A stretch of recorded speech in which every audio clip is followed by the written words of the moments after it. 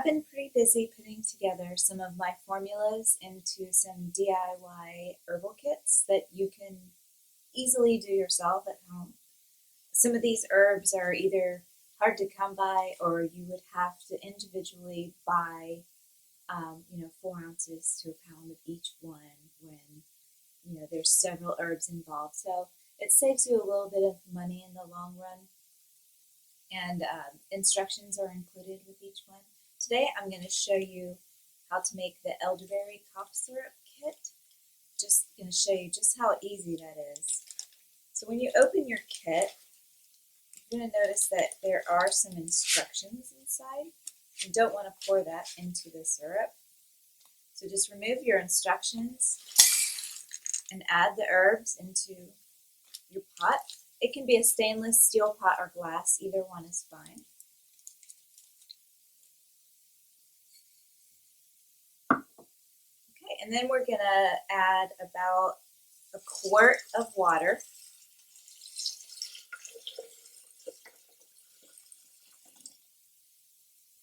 We're going to let this come to a simmer, and we're going to just keep it on a low simmer with an uncovered pot, because the idea is we're going to cook it down to about half of the volume. And usually what I like to do is I will take like a little dowel or a skewer or something and stick it in there, and you can see where the level is wet right here, and then mark it with something. I'm not going to mark my spoon, but if you have a skewer or a dowel, then you just mark it at the halfway point, and then as it's cooking down, you just keep checking until it's down to where you've marked that halfway point.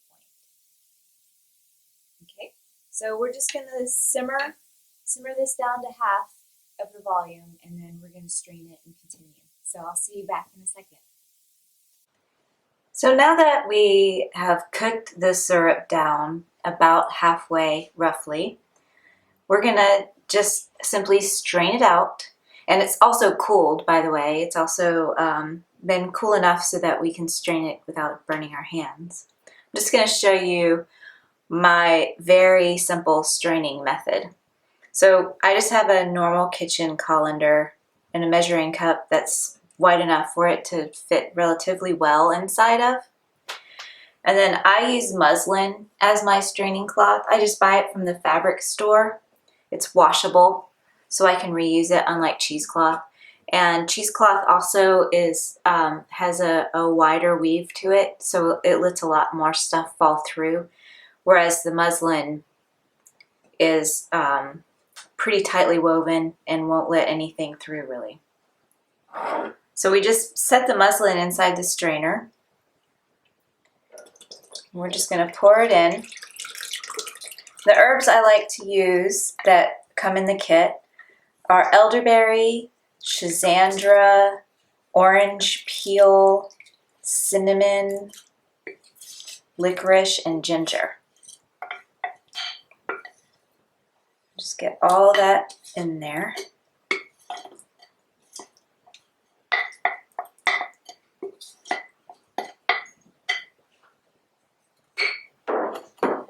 Just going to bring it to the sides and just twist it until it all strains through. And you can even just let it sit for a minute. And what you're doing is just going to bring it into a twist. But you want to do it slowly and gently and give it plenty of time, because you don't want it to start coming out the top.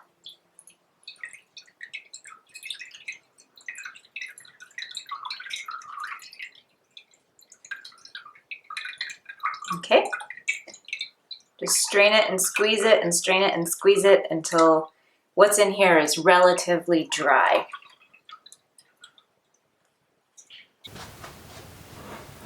I've strained it all out as hard as I could and came up with a pretty dry herb bag there. And I ended up with exactly 2 cups of liquid, which is what we're going for. If you come out with under 2 cups, no problem to add some more liquid to it to get it up to 2 cups. And if you have a little bit more, then you can cook it down so that it has the right concentration, because you want it to be pretty concentrated and thick for a syrup. So this is about half of the concentration that we started with as far as water added. So all you do now is you're gonna add, this is honey. I'm a beekeeper, so I like to use honey. You can use maple syrup too. I'm not a fan of agave, but if you like it, you can do that too.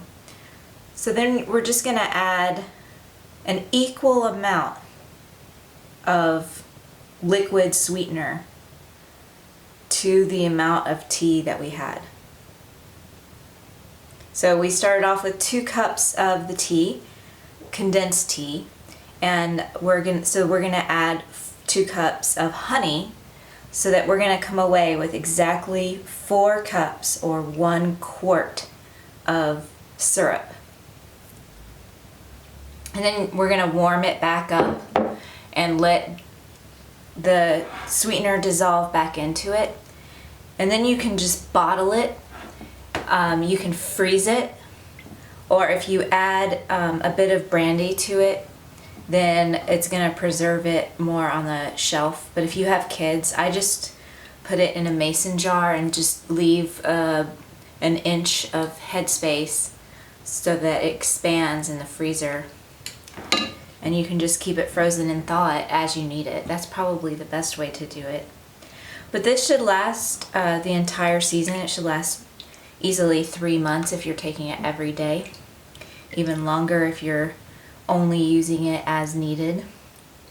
And the dosage for this really depends on each individual, how much of this you can take.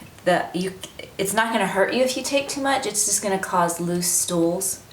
So take to bowel tolerance. For kids, I usually give about a teaspoon as often as they need it when they have a cough, or a teaspoon a couple of times a day just to build up their immunity and keep their digestion strong.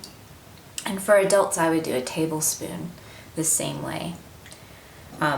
In acute situations, like when you come down with a cold, I would do it every hour. And if you do start noticing the stools getting a little softer, just back up and use it a little bit less frequently. So I really hope you enjoy my kits.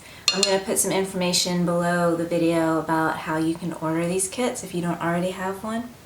And I would love to hear your feedback and see how these kits are working for you. Thanks.